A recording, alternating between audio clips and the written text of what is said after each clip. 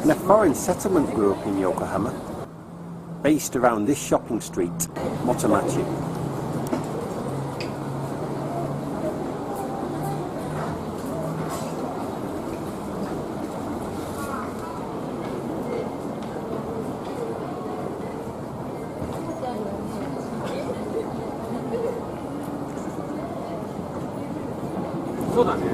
And into this new intercultural mix came a young, eager British businessman by the name of James Walter, who was also a keen amateur historian.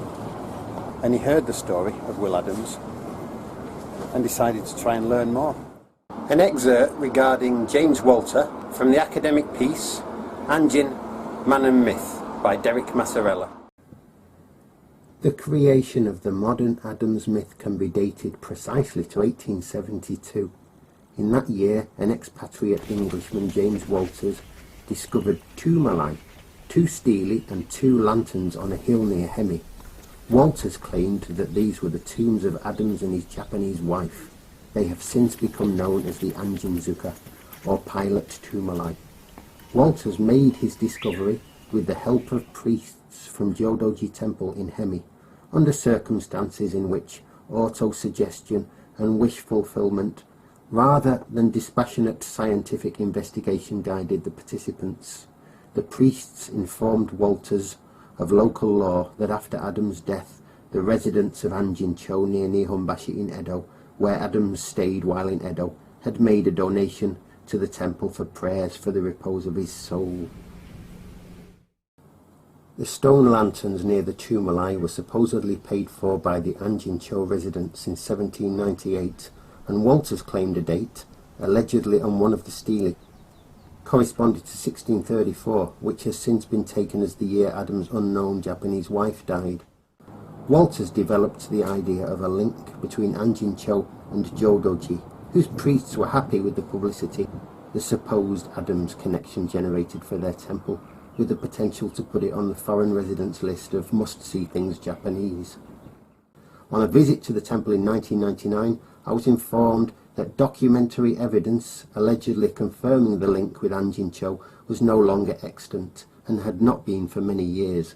The temple itself is proud of its reputed connection with Adams, and possesses artifacts of Southeast Asian provenance which are said to be Adams's. There is no proof of this.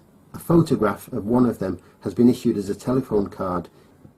In 1905, the tomb reported to be Adams was excavated, but no human remains were found. It is possible that the Anjin-zuka monuments are connected with Joseph, Adams' son. Joseph inherited his father's Japanese name, Anjin or Anshin, and it may be he rather than his father who was known as Miura Anjin.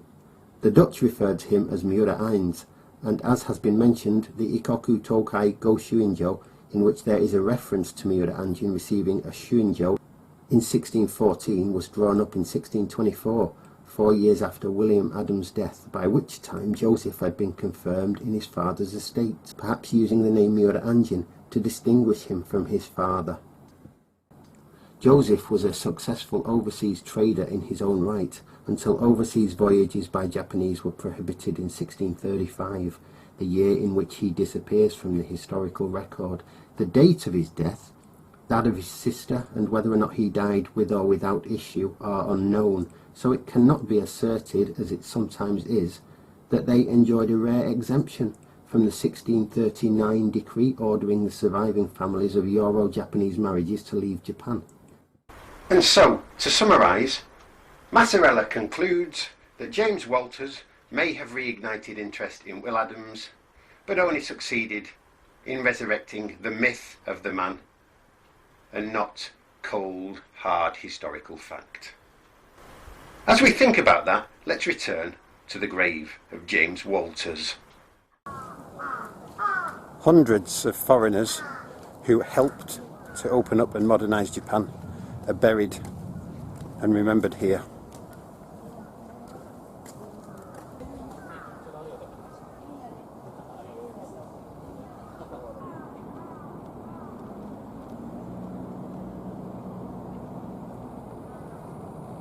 The grave of Mr. James Walter. Quite difficult to find. Not quite as difficult as Will Adams' grave, of course. I don't think it's productive to project 21st century sensibilities, whether academic or social, onto James Walter. He was of his time, a gentleman adventurer.